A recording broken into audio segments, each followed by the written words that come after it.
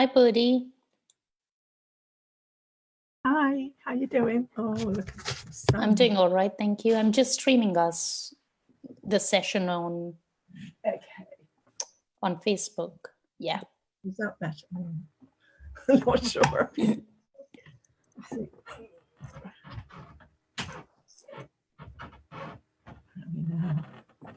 Is that better?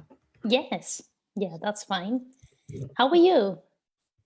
I'm fine. I've been a little bit jittery this morning and tearful, and I thought, but I do know what it's just all of it, isn't it? Yeah, yeah. We are live. Let me share that with you before you say anything. And I'm just typing a message on the group and asking people to send in their questions. Welcome, Birdie. Thank you. I am so excited to have you here and have this conversation about laughter and fun through cancer and coronavirus. A huge welcome to you. Thank you. Lovely to be here. Thank you for asking me. You're welcome. Let me start by setting the context, how I came up with this idea of having this conversation, Wealthy Wednesdays, a special episode on laughter and fun through cancer and coronavirus. And what really happened was I had been observing that despite everything that had been going on, that has been going on for a while now, I found myself in a situation where I wasn't panicking. And I wasn't buying into the fear that that's going on around us, despite me being on social media the entire day and having access to all the information. And that got me curious. I was really curious what was really going on with me, because I knew I wasn't in denial. I knew I wasn't the ostrich who would hide their face, their head in the sand. I knew I wasn't playing the Pollyanna. I wasn't naive, and yet I wasn't buying into the fear. And so I just put on my observer's hat and got into a space of observing myself for a few days. And I realized that what was really going on for me was that I was able to draw upon a lot of learning that I've had while I was going through cancer. Because when we go through an experience like cancer or any other life-changing event for that matter, yes, it creates loss in lots of ways, but one way in which it enriches us is through perspective. And I was able to draw upon that perspective, and that was the reason why I was coping so well and not really giving into fear, and was able to find alternatives and really arrive at my new normal very quickly. And that's when I mentioned this to you, and you agreed with what was going on with me. And so I had this thought that there was definitely something worth exploring there. And I thought, as two coaches and two cancer survivors, how about we put our heads together and bring something for our audience and help them cope, take some of the hardship away through our experiences and share our perspective on the situation. So that's the reason why we are having this conversation. When I wanted to have that conversation, I couldn't think of anyone else other than you, because you're one person I know who managed to get through cancer calmly and with a lot of grace. And that is why I want to draw upon your wisdom to share with us. I want to draw upon your wisdom to help all of us during these uncertain times. And there's a lot of fear at the moment. There's a lot of stress that people are going through. People's livelihoods are being taken away. And it'll be great to understand what your perspective is and some of the lessons that you have had during cancer that we can extrapolate into the current situation. So that's the objective. And with that, I welcome you again, and let's get started. Thank you. Thank you, Parul. So let's start by knowing a little bit about you. So Birdie, tell us, who are you and what's your story? I'm a transformational coach. And previous to that, I was a Reiki master, a sound healer, a shamanic healer, and did a lot with healing of emotions as well and past lives. But previous to that, I used to be a health professional working in the NHS as a podiatrist. And the last 7 years, I specialized as a podiatrist specializing in diabetes. So I come from both angles, the medical angle and the therapy angle, and now from the coaching angle, which has a slight foundation in spirituality as well. So between all three, I think I've got a good foundation to keep me going through anything. And that is actually what I found when I was going through the cancer journey, because I'd been a coach for 3 years previous to that. I've been trained as a coach, but I hadn't actually been practicing very much except with local people. And if you ask me what I knew and what I can, coach you on, I thought, well, I can do anything, but I can't really tell you what I know, which was very strange. But I soon found out when I was diagnosed with cancer. And of course, the first thing you realize is your life comes to a halt. Everything stops. Your work, your social life, your family life, everything totally changes. And it's all out of your hand. You have no control over it. And what I realized was, oh, I'm not frightened. I'm not scared. And when they told me that I had cancer, I said, so what do we do now? Where do we go now? How long am I going to live? What do we do? What's the next process? You've stopped my life. I was going to California, what do we do next? And it felt like I was up to my waist in concrete. Nothing could shake me. Nothing could upset me. Nothing could move me. I was really solid. And that's how I've been all the way through. Except when I was told I had to have chemo. And I thought, bloody hell. Excuse the swearing. And I think the consultant was quite sort of emphatic about that. No, we are allowed to swear when we talk of stuff like cancer and chemo and coronavirus. Yes, especially when they tell you all the side effects, what you're going to go through or what you could possibly go through. It doesn't mean you will, but you might. Yeah. And so, of course, you have to make, and the other thing is about that, you have to make a decision very, very quickly. So things change very rapidly and very, very quickly, which is another way that you feel your foundations have gone. You've got nothing. You're just hanging on in there, really. But I didn't feel that. I did feel I had a solid foundation to work through all of this. And I did. It held me all the way through. And one of the things I did a lot was laugh and had a lot of fun. And even about the silly things and the sad things, and also about really ridiculous things. You see fun and laughter in all sorts of situations. Oh, tell us a little bit about that, those ridiculous things that you laughed about. Yeah. Well, you come along and you think, well, what do I do next? And then, you start getting upset and you think, nobody loves me, everybody's gone to work, they left me here on my own. And I was really getting upset. And I thought, it's only me and the cat. What can the cat do if I'm ill? And then all of a sudden I thought, and I've got to cook my own dinner. And I thought, but I can cook my own dinner.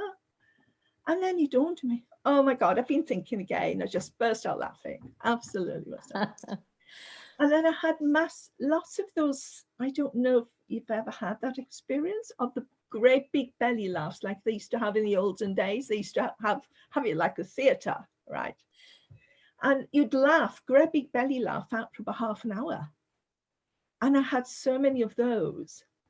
And when I had those big belly laughs, I also knew that it was very healing. And it changed the energy and it changed my thinking along the way as well, which put me in a very positive frame of mind. Yeah. So it was really, really worthwhile. And actually, when you're in a very positive frame of mind and in a very light-hearted frame of mind, nothing really matters. You just flow with what is. You see other opportunities and ideas, and even if they're playful and silly, you just go with them because you never know where they're going to take you, and usually come out the other end, smiling. So. Yeah, that was my experience as well when I was going through cancer. We had so much fun. We had so much laughter at home. And the entire experience was dreadful, I would say, at a physical level, and the changes that it caused. And yet, despite everything, we would just laugh and laugh. And I think because everything was so dire and complex and I was so poorly, I think that gave me and my husband a huge appreciation for what we still had. Yes. And therefore, we were more inclined to find joy and laughter into everyday life. Yes, yes, exactly. And this is what I see in this moment now. And you very often have to come back to the present moment because, as you know, things change very rapidly from one moment to the next sometimes. One moment you're fine, sitting at home quite happily. Next thing you realize your temperature's shot up, you need to run to the A&E and, you know, all of that. And what I realized was in this moment right now, excuse me, I got through a frog in my throat. I'm sitting here talking to you on this video and I'm perfectly okay. So life is fine, you know, and I had to work every moment through each moment like that, especially when things are beginning to get a bit dire or looking a bit dire, or if I get into that state where, oh, this is not good. No, you came back to that moment and you realize everything's fine, but for what I'm thinking. Yeah, I would say that was one of the most powerful learning that I had out of cancer, because we can get stuck in the past and feel the loss of how life used to be, or we can worry about the future, but neither the past nor the future, those moments don't really exist. What is here is now. And I know this can sound a bit coachy and philosophical, but you and I have lived through this, and this is what got us through. Yes, yes. So we've been there, we've done it. Yes, it is so powerful. And I think the two things I really need to remember all the way through, which is part of my understanding anyway, is who we truly are, which is not my body, but my spirit. But the other part is the power of thought and how we use thought and utilize it, you know, for good or not so good. So tell us a little bit more about the power of this thought. Well, when you have a thought flow through, we can look at that thought as good or bad, if you like, or negative or positive. And whatever you make of it will be your experience in the moment through feelings. And you can create that experience moment to moment. So if you want to think, oh, this is really bad and I'm going to die and what am I going to do, etc., that is what's going to happen. And I had a point on my journey where I realized that very, very strongly. And I remember waking up one day and thinking, I choose life. You know, and at the moment, and even this lunchtime now, I've just had lunch and I decided I would do some juicing. And I thought, yes, I'm choosing to live and not to die. So that was a choice. So that's what I thought I was choosing. I thought, no, I choose life, to be alive, as is everything else that's alive, to, you know, merge with all of that, with nature, with human beings, with myself, with my spirit. But also what I realized, I did some juicing lunchtime and I was feeling a little bit low because I don't know, with all the coronavirus thing, I thought, oh, you know, it's sort of, I'm being home alone. And then I had my juice and I've become really fizzed up and alive. I thought, yes, I've had fresh fruit and vegetables. There's life in fresh fruit and vegetables. And there's life in fresh food. And that's why it's so important for us to look after ourselves. One, going through cancer, but also going through the coronavirus. You know, keep our energy up, have enough sleep, eat good food, have good nourishment all the way through. Like I use my juicing for lots of nourishment as well, extra to my food, which is very, very helpful. And I know the difference if I haven't done it. So absolutely, it's very, very useful. So yes, and just being sensible all the way through and looking after ourselves, really, because as you know, we had our guidelines and our limits on what we could do and what we couldn't, and it was very strict. And that was for our own good, because if we caught infections or mixed with other people, then we could put our own lives at risk, Yeah. which is what we'll do now too if we don't do that. So it's really important to stick by the guidelines, listen to the rules, find out as much as you can so that you've got a good, understanding of what's happening, and then do the best we can to take care of ourselves. Yeah. There are two things that stand out for me from what you just shared with us. When you say, I choose life, I want to share with our audience that it's not something that you do as a one-time decision. That's a decision you make every single day. And it's not about choosing life when your life is at risk. It's about choosing to be alive despite everything and amidst everything that's going on, because our lives, our every day is formed of a billion decisions probably, and we choose life in each of those decisions, some of them consciously, others not so much. So that's something to ponder and something to consider, that we choose life every single day. The second thing that stands out for me is you said, be aware. Be aware, get your information correct, but watch out that you don't subject yourself to the social media and news all the time, because that can get overwhelming. And I think that's where having that balance, having those boundaries between information and trying to control by being on top of everything, having that balance is really, really important. Yes, I totally agree with you. And I had an experience of that when I was going through my chemo as well. And actually that meant it was my life that was in the balance, right? And the decision was whether I would go for chemo or go for alternative therapies. And I had lots of friends in the medical field. I had lots of friends in the alternative therapy field. So they're all telling me different things and sending me different things every day or emailing me and all of that. I was totally inundated with it. And I did not know what I thought for myself. I couldn't make my own decision. And I used to go for long walks in the woods and, go for down by the river and anywhere in nature where I could get away from everybody, where I could really feel my thinking and, realize what my true feelings were. And I had to settle down. And also it was very stressful. So I was quite hyped up at the time. I remember thinking, I only got a week to decide, but I really had to settle down. And then I remember reading a book from the understanding that I have of 3 principles. And it was a business book, but I settled right down. And I thought, okay, now I'm peaceful, I'm calm. And that's the only place I can make a decision from. Yeah. Because if you wound up in your head, you're not going to make a good decision. Yeah. And then I still couldn't sort of quite get it right.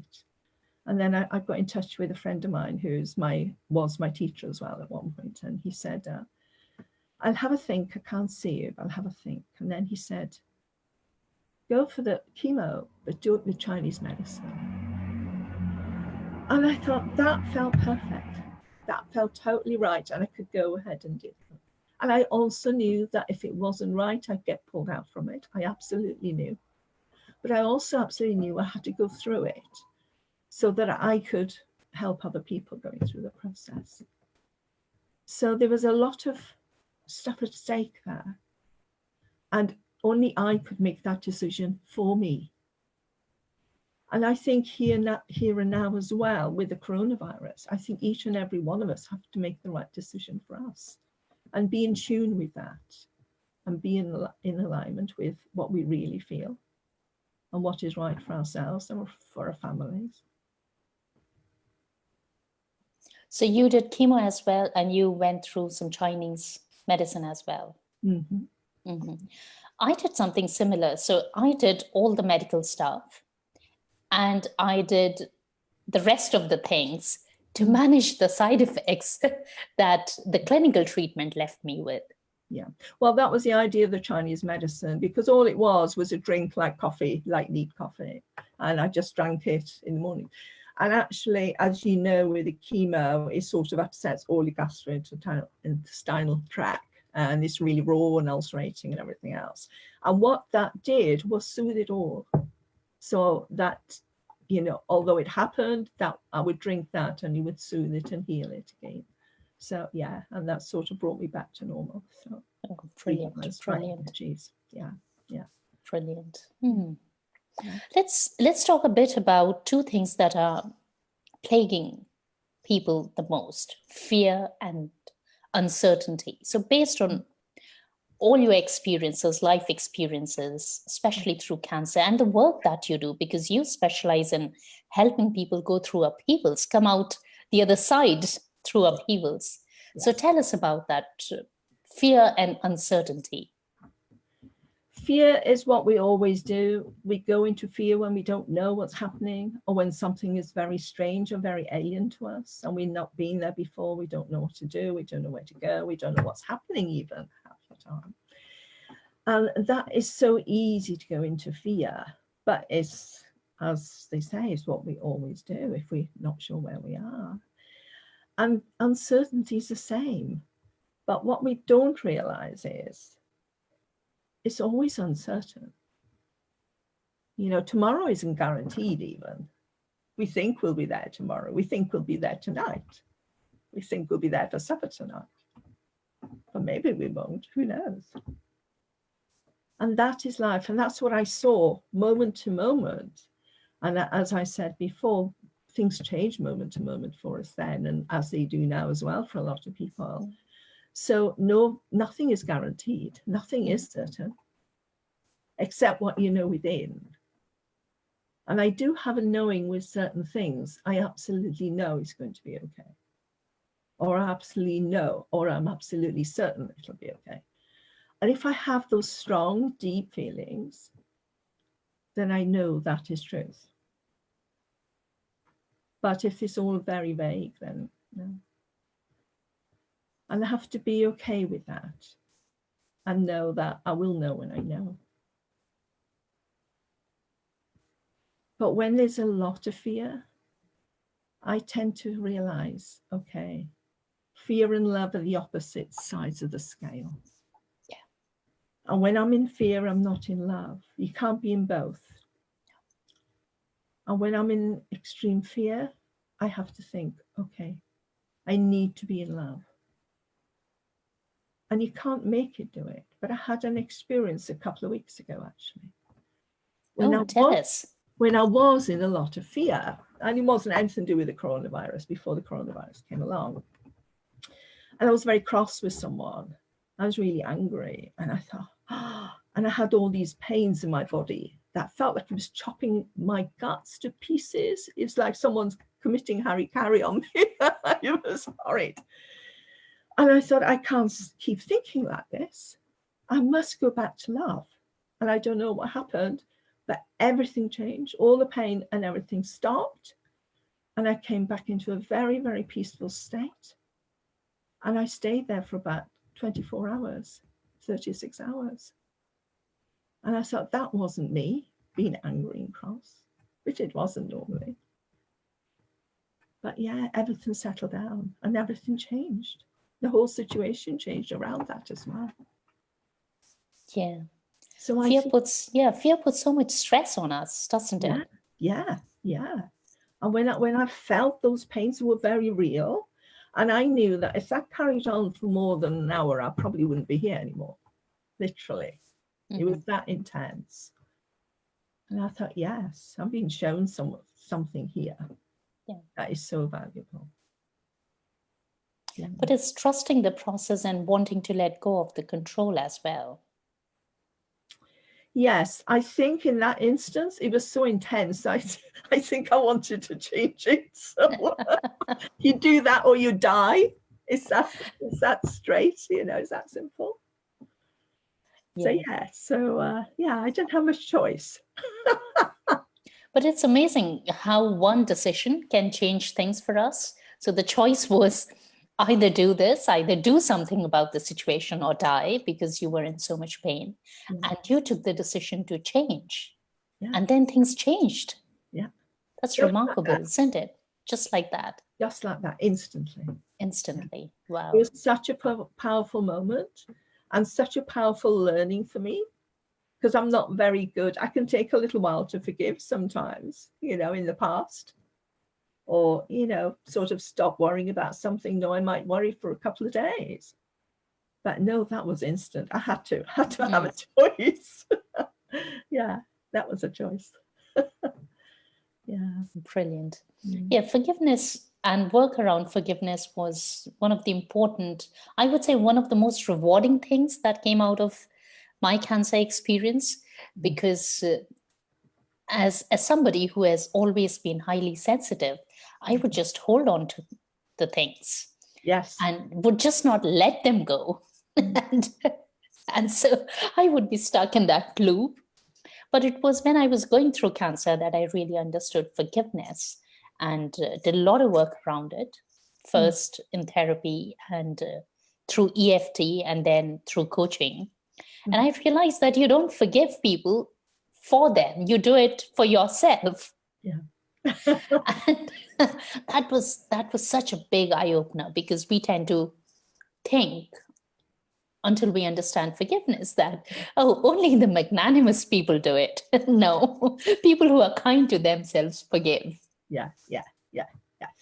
Yes, because we tend to think we're not going to forgive that person because of what they did, but you're not actually forgiving them. You're forgiving yourself. You're letting yourself off the pain. Yeah. Yes. And that is why forgiveness is one of the most powerful things that you can do to love yourself and look after yourself. Yes. And probably ourselves is who we need to forgive most anyway, because we're always, sort of looking at ourselves and, oh, I shouldn't have done that, or you should do that better, or whatever. No. Just forgive yourself. Just be who you are and accept that. You're okay. You are. Yeah. And so many of us tell such nasty things to ourselves. We wouldn't think of saying those things to other people. No. And yet in our minds, we do that to ourselves. Yeah. And that just sounds silly, but we still do it. Yes. No, forgiveness is the answer.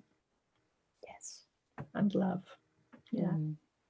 Yeah. And come back to peace, and come back to that peace of mind, and know that everything's okay. And yeah. And like you said, you can either be in love or you can be in fear. You cannot be in both the places in one moment. No. And choosing which side you want to be in, where you want to be, that's a choice. Oh, yes. That's a choice every day. Yeah. Let's talk a little about change and the loss of control, because I think that's a huge parallel between both the situations, cancer and coronavirus. Yes, it is. And the thing about it is, you don't know where you're going or where you're going to end up. And because of that, you can't really predict anything. So we try and fix it. We try and plan. We try and see the way forward. But of course, we can't possibly know, because we don't know yet. And we have to bide our time and be patient and be okay where we are. And the thing is, most of us are not okay where we are, because we want to be in that place where we'd love to be, which isn't where we are at the moment. So that's the struggle. And when we build the struggle, that's when we're suffering. So that's why we have to come back to the present moment, be okay where we are, do what we can in the moment, and do the best for all of us, for ourselves, and see where you go tomorrow. Okay. And that's the only thing you can do. And I think a lot of things may well change for a lot of people, unfortunately, or maybe it is fortunately, we don't really know. Yeah. And that's the other thing. I think the blessing for me with the cancer was that I had to slow down, as I was sort of high performance, very driven, sort of very keen to have good results, and to see those good results as well. So I would push the boundaries, and I had to stop doing that because my energy would not allow me to do it. No. But you know what? That's the best thing possible, because it gave me such a much better quality of life and a quality of health. And of course, my health regulated that, because if I did start pushing, if I did, start, being driven again, I would get tired very quickly and I'd become ill. So I knew I had to pace myself and I had to slow down. Yeah. but you have more time, to see what's around. Yeah. Yes. I was a lot like you. No wonder we connect so well. I was also this highly driven person, high performance, really committed to the work and taking ownership for everything and doing my bit. Yeah. And while all of these are absolutely fantastic qualities and they have been so helpful to help us get where we are, when I was going through cancer, these were the exact qualities that started getting in my way at one point of time, because what I wanted to do was take ownership of the situation and do my bit. And I kept confusing it with control. And striking that balance between taking ownership and taking action for what I could influence versus letting go of my control on everything else, that was one of the hardest things for me to do. Yes. And I think even on the cancer journey, this thing of allowing other people to help you, that was so hard for me. Oh, let's talk a bit about that, because it's a hard thing for so many people. And letting go, because you think you're in charge, you're in control. They can't do it as well, or you don't think they can, but of course they can. Yeah. It's our ego that gets in the way. And yes, we have to be there. We're the only one who can do it. But no, it's just not true. Yeah. And it's learning that the world will not come to an end if the dishwasher doesn't get loaded exactly how you like it. Oh, yes. Yes, that's important. Yes, exactly. Oh, bless my brother and my son-in-law. The day I was going home from hospital at one of my visits there, my son-in-law came along and my daughter said, "Oh, Gary's been ironing your clothes." And I said, "Oh, thank you so much. It's very kind," because my daughter doesn't iron, my son-in-law does. And he came and he brought, when I saw what he brought the top and the trousers that I used to wear for gardening. But he'd been ironing it all the morning, so I couldn't say anything. And I thought, oh, bless him. So yeah, that was a lesson. Yeah. Oh, no, it's very kind of him. Fair play. Yeah. Yeah. So many people think that asking for help is a sign of weakness. Yeah. But I would say that asking for help is not a sign of weakness, because it requires an enormous amount of courage to really reach out for help. That's one. And the second thing is, when you reach out for help, it shows that you really want to sort something out.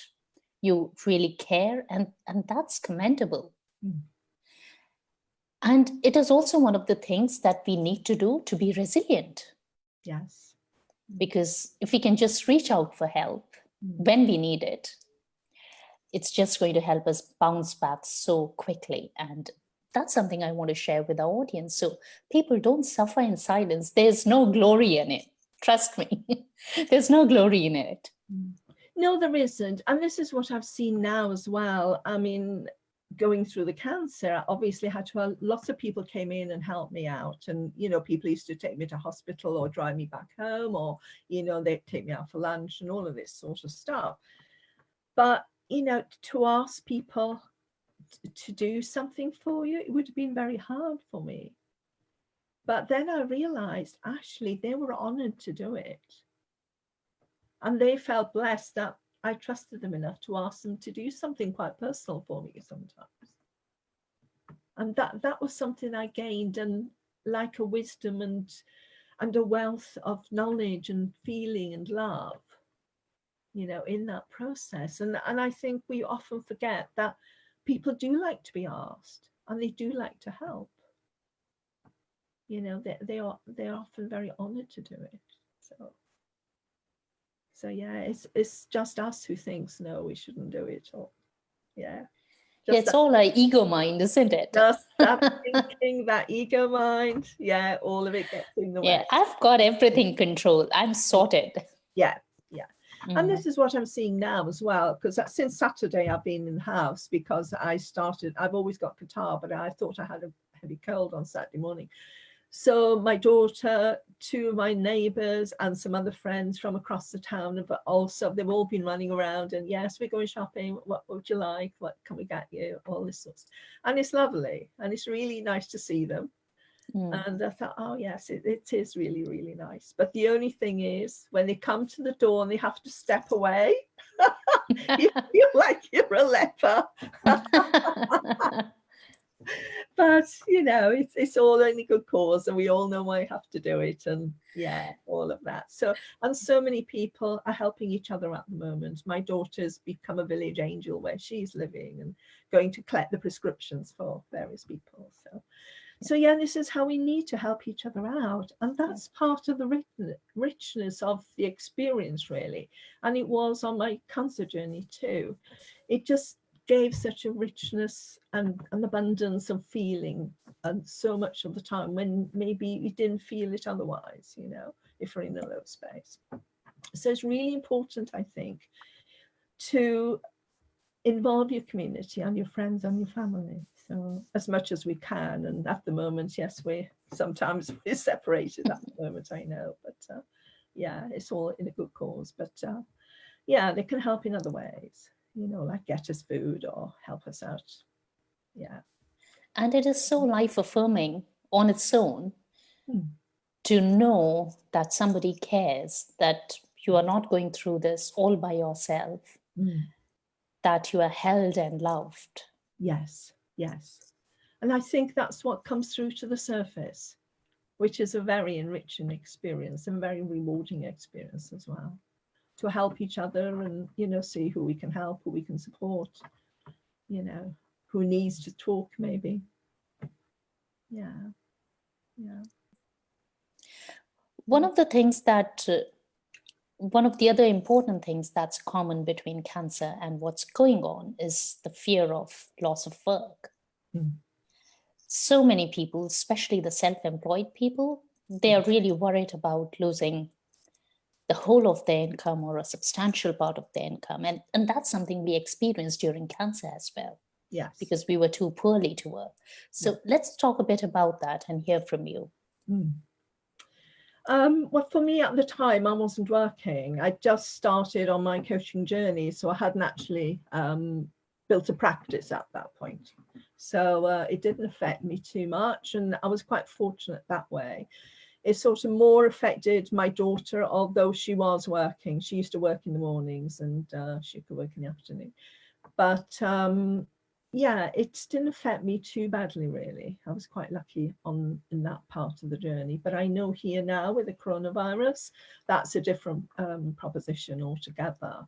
And in fact, my son-in-law has given up his, he's got a hairdressing business, and he's had to close it down for the moment. So nobody knows what's going to happen, or whether, I think the government are talking about, you know, bringing some sort of funding, but whether they will, I don't know. We should hear today, I guess. So, but it's a very worrying time. It's very destabilizing. And obviously when you've got family as well, and a mortgage and a home to run, you know, it is quite a concern. And I think all you can do is reach out as much as you can. I know I was listening to someone on LinkedIn talking, and they were saying this guy worked running events, you know, with a company. And he decided he would come home, and he went to the local Tesco's and he got a job there. And I'm not sure whether he was driving or filling shelves, but at least he got, you know, some money coming in to keep his family. And so I think it's a case of tell everyone what's going on, reach out to as many people and places as you can, and see if there is any way that you can have some support, either moral support, financial support, or other. You know, I think it's worth reaching out and trying and asking them, and keep asking really until you can find something. Yeah. But I know with the cancer, they do have some funding. I think you can apply for some funding, but I'm not sure how, you know, how free that is or how much you would get. So I think, yeah, it's all Well, it's practical. And we have to look at the practical aspect as well. Yeah. You know, you can't ignore that when you've got family and Of course, children. yeah. But the less you worry about it, I think, the better. Because even if there is something coming down the pipeline, you can block it by being too concerned and too worried about it. So is what I've seen. Yeah. Yeah. So, yeah. I also feel that because the situation is dire and it is serious, really serious, this is exactly why we need to focus on the present. Yes. And put on our creative hats and find mechanisms, find strategies that work for us, that are going to stop us from going into that rabbit hole of stress and overwhelm and fear, because you can either stay scared or you can look at creative ways to decide how else you might offer your services to the people. Yes, yes. And this is what I've seen recently, you know, when I've been working with clients and talking to them, and you end up, you know, laughing and being quite lighthearted about things. But what's actually developed from that, you start being curious and you start being playful. And when you start being curious and playful and lighthearted, not being particularly serious or, you know, being intent on anything in particular, but what comes through very often is some new ideas and some very creative ideas on where you can go and what you can do. And so that I find is very, very worthwhile. And this is why lightening up in a way is part of the message. And also it's so good for our immune system, because you feel so much more positive. It really gives you a lift. And yeah. Yeah. And when we say lighten up and be playful, we aren't suggesting, not in the least, that we stop seeing the reality. So it's not about being naive. It's about being playful despite everything that's going on. Yes, yes. Yeah. It's a bit like during cancer, despite the prognosis, we found joy and laughter. And that's what kept us going. Yes, yes. And I think a thing about that as well is we didn't know how long we needed to keep going. And also in that moment, something was really funny, made us laugh. So why not? Let's have some fun while we're still here. Yeah. Enjoy it. Yeah, there was plenty of fun that my husband Abhi and I brought, not just in our lives, but also in the lives of other people, our healthcare professionals, our doctors, because we were always these two silly people. So we would obviously do the serious stuff during consultations, but we would just not forego any opportunity to be silly or make that comment or just have a laugh. And I think everybody was better for it. Yes, it's so important. And I remember when I went to have my operation, actually, on the morning I went in, I remember talking to someone in the waiting area, and she was really dour, and, you know, then she went in before me. And I remember going into my room and, you know, finding my bed, and my daughter was with me. So we're sitting there talking, and of course we had the door shut. And we were laughing and about silly things, and we were talking about what would I look like when I'm done, and what sort of clothes would I wear, because, as you know, I had breast cancer, and would I be lopsided and all of that sort of stuff. And we're having, you know, laughing and joking. And then the consultant came in and said, "What's going on here? What's all this laughing? You know, we don't have laughing here. Everybody's very serious and very sad, and everyone's crying. Why are you laughing?" So we were telling her, and she said, "Oh, well, we need to think about these things." And then she sent me home for a week for her to see whether the cancer had spread or not. And then we came back. And but, you know, she said everybody was so serious, and it was so nice to have someone laughing and joking. Nice for the nurses and the consultants as well as for us, you know.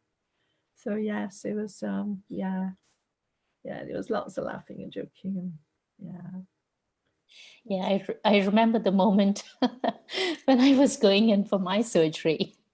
And so I had chemo first, and we know that the impact of chemo is cumulative. So by the time it finished, I was very poorly. And then after 2 weeks or 3 weeks, I had surgery. It was on Valentine's Day. So Valentine's Day is always special for us since then. And my dad and Abhi and I, three of us went to the hospital. So these two men, they were there to see me off when I went into the OT.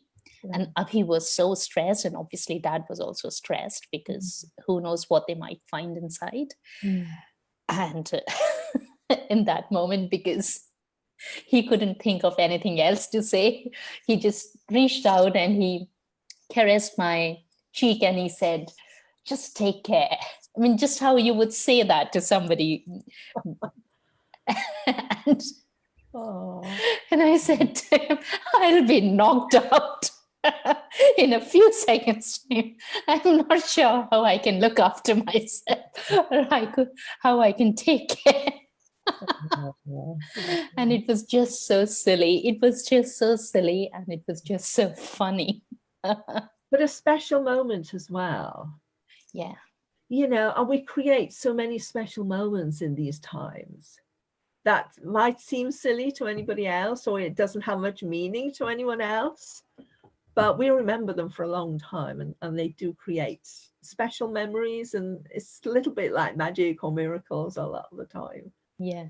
And those are precious moments as well to remember. Yeah. And I think, even here and now, I'm sure there's going to be moments like that for lots of people too. Yes. So I think they're really important. It's like when I woke up, when I came up from my operation, there was another lady in the same bay as me, and she had throat cancer, and she was making funny noises with her throat. And when they brought me back to the ward, I hadn't quite come through. And my daughter and my son-in-law, my granddaughter, were there. And when I did come through, all I would say is, where are the ducks? Will you take the ducks away? I don't like the ducks in here. And my little granddaughter, she thought it was so funny. She still tells stories. Because you heard those quack, quack sounds and you thought there were ducks around. Yeah. So poor lady, she was on the next bed. So yeah. And there we go.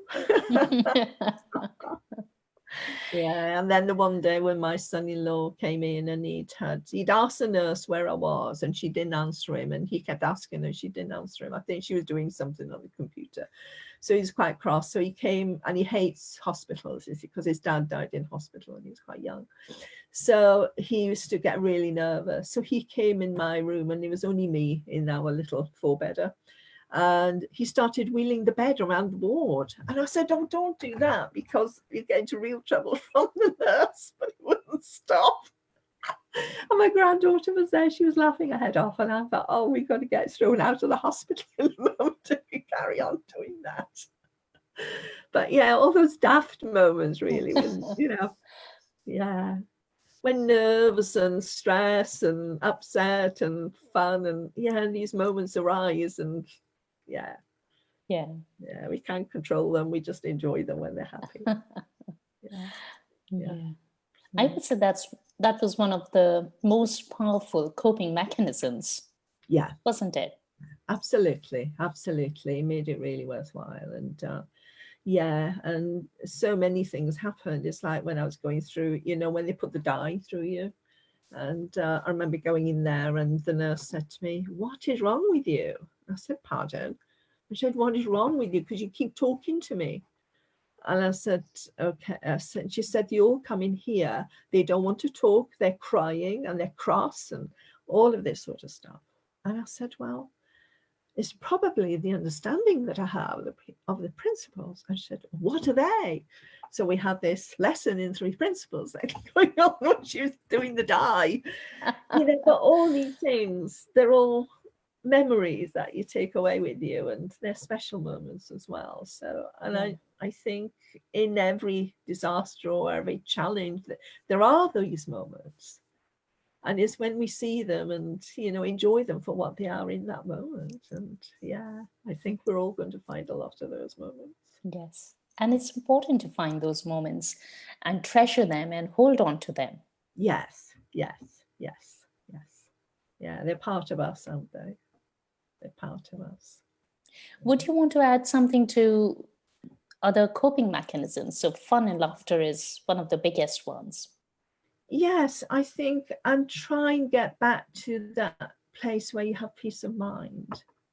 And I think for me, where I find that more than anywhere else is out in nature, if I'm really, sort of finding it difficult, either down by water by the river, or out in the woods, or, have a hike across the fields or whatever. Yeah, out in nature, or some lovely music sometimes as well, or go into meditation and meditate too. And I say peace prayers every day.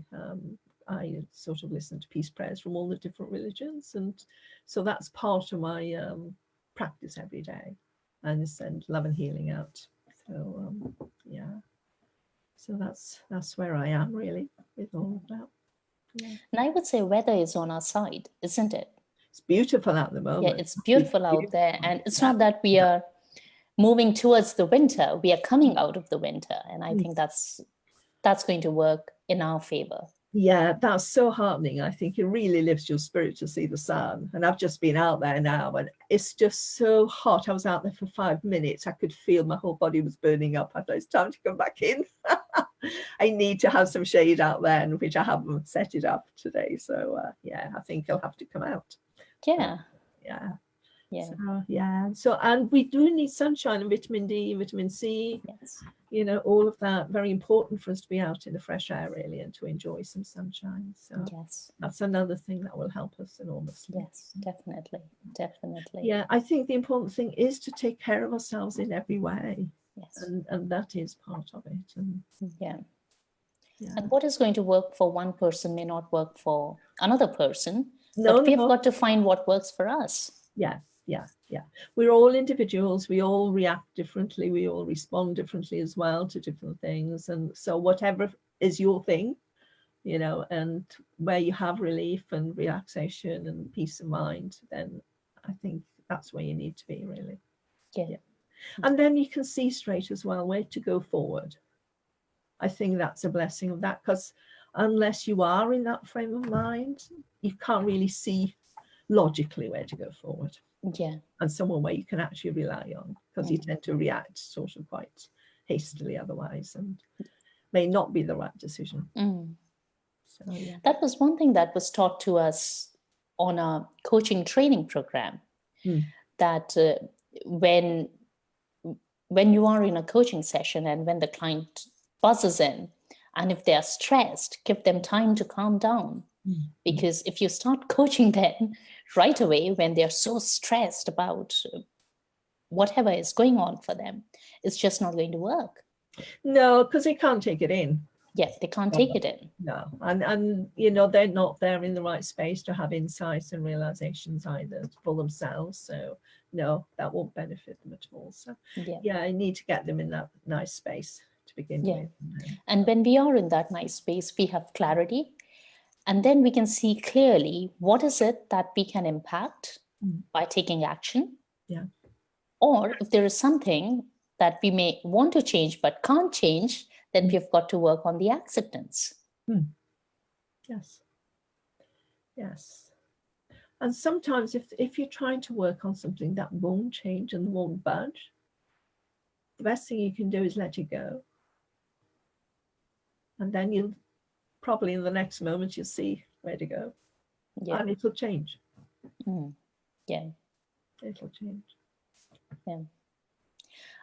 One thing that I find very powerful to ask myself when I'm breaking my head against something is, in that space, I want this to budge, I want this to change, and it would just not budge. Now I'm able to step back and ask myself, how much does this matter in the larger scheme of things? And that always brings a perspective, because when you are in that moment, that tiny thing can look huge, but it may not be. Maybe just how you're thinking in the moment. Yes. Yeah. And because you're so caught up in your own story. And the other thing is, very often when you're pushing it like that so hard, what you really need to do is step back. And what I see with that very often is, it's a little bit like a dance, the circle dance people do, 2 steps into the middle and 3 steps back and all of that. well, it's time maybe to take a couple of steps back, and then you'll see, you can take a couple of steps forward or 3 steps forward now, and then that's results. You'll get your answer. So it's like, yeah, it's a bit out of time when you're trying to push the river. Yeah. And then once you relax and step back, the answer will come. Yeah, I love that analogy you shared, dancing in the moment, 2 steps back, 3 steps forward. Yeah, it's beautiful. yeah. I've seen that many times, and yeah. And we don't realize this. It's so easy because we don't realize it when we're pushing the river and I'm going to do this. This is my thing today. I'll get it done, And then you realize, no, you aren't. Yeah. Step back, go for a walk, go in the garden, come back in, and you realize, everything shifted. Just take a break. Just take a break. Just take a break. Yeah. So if there is one key message that you would want our audience to take away from everything that we have been talking about, what would it be? Yeah. I know it keeps changing, actually, what I'd like to say, because originally I thought, oh yes, we just need to listen to what's going on and, take advice and abide by that to keep ourselves safe. And so let's make it top 2 or top 3, however you want to say it. So you can say them all. Yeah, I think that's one which is really important for everybody, and especially the NHS staff. And the other one is, I've got a bottle with water there and it's just popped. And the other one is to try and get yourself back to that quiet space where you feel nice and peaceful. And then if you do have to make some decisions, hopefully they're decisions with clarity and they'll be the right steps forward for you. I think that's a very powerful place to come from. But certainly don't do it when your mind is revving and you're spinning and you don't know which way to go. That's not the right time. Yeah, because you need to be in that calm space, you need to have that clear head so that you can look at some creative solutions to continue doing whatever you are doing and look at alternative ways in which you can offer your services. And I think this is not the time to make any assumptions about how work may change or not change. I know it is changing for a lot of people, but especially for coaches, this is probably not the time to make any assumptions, because we may think things are going to change in a particular way, but that may be true, might not be true. Yeah, we never know, do we? And very often when the way we think is going to change, it never is. It's very different sometimes. So yeah, we can't really predict too much at the moment. Yes.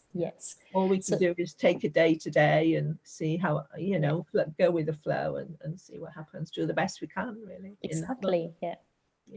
Yeah, and keep looking after ourselves and taking action today, because what we have is now. Yes, the only time. Yeah. So tell us, how can our audience get in touch with you, Birdie? Because you are the coach who helps people get through such life-changing events. So there might be people who want help with that. How can they get in touch? Yes, I'm on Facebook and I'm on LinkedIn and on email if you want my email, which is oscarbirdie@hotmail.com. So yeah, but yeah, very happy to help anybody. Yes, I've helped lots of people gone through redundancy, job loss, also having lost everything, bankruptcy, and lost home, relationship, family, the whole thing, health, so yes, through all those times, stress, rock bottom moments, of high stress and anxiety and insecurity and not knowing which way to go forward or even backwards sometimes, I think. So it is. And I've helped people go through when they hit that bottom, guiding them through that is really, really powerful. And I love doing that. It's something that I seem to enjoy the challenge, and usually get them through and back to thriving and living a life, which is very, not just surviving but thriving. Not just surviving, definitely not. So that's the work I love to do. That's the challenges I like to take on. So Yeah. Beautiful, absolutely beautiful. So people, if you are struggling, or even if you aren't struggling, if you just want a helping hand, somebody who would understand, reach out, ask for help. And we have Birdie here in the group. And there is so much wisdom in this group. So whoever works for you, reach out for help. Just don't suffer in silence. That's what my message is. And keep having fun, keep finding that playful side of you, because that's going to take the hardship, some of the hardship out of the situation. Yeah. And why make it harder than it needs to be? Yeah, absolutely. Yeah. Yeah. Birdie, thank you so much for coming and talking to us today. I really appreciate you for sharing all your wisdom here. Thank you so much. Oh, thank you, Parul. It's been a joy being with you. Thank you so much. Thank you. Take care. Take care. Have a lovely day. You too. Bye. Bye-bye now.